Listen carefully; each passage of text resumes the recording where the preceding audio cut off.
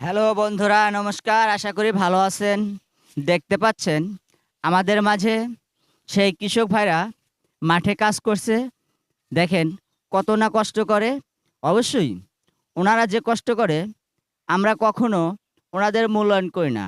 দেখেন রোদে পুড়ে বৃষ্টিতে কত ভিজে আমাদের এই শ্যামল শস্য বাসায় নিয়ে বাড়িতে নিয়ে আসে। দেখেন আমরা সারা বৎসর যে খাই এই ধানগুলো, ধানের চাল, দেখেন ওনারা কত কষ্ট করে।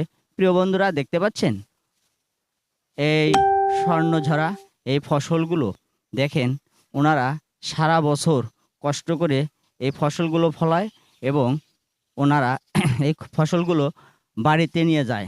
শুধু আমরা যে একবার ভাবেন তো বন্ধুরা, আমরা যে যে চালের ভাত খাই, এই চাল কোথা থেকে আসে একবার চিন্তা ভাবনা করলে বোঝা যায়। প্রিয় বন্ধুরা অবশ্যই দেখতে পাচ্ছেন এই কৃষক ভাইদের যে কষ্টে, এই কষ্টের বিনিময়ে আমরা এই ফসলগুলো, এই ধান পাই। প্রিয় বন্ধুরা অবশ্যই আমাদের উচিত ওনাদেরকে এই কষ্টের মূল্যায়ন করা।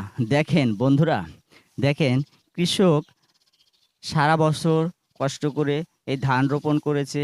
ধান থেকে ধান এখন বড় হয়েছে, ধান পেকে গেছে, ধান কাটবে।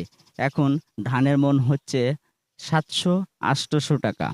প্রিয় বন্ধুরা, আর এখন ধান কাটার মজুরি হচ্ছে 700-800 টাকা। একবার ভাবেন তো, এই যে আমরা কৃষকরা যে ধান ফসল যে কষ্ট করে কৃষকরা এখানে যে উৎপাদন করে, তার মূল্যায়ন কি হয়?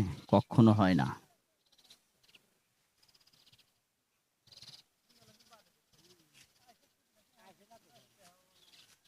আজকে কোন একটা গান কর।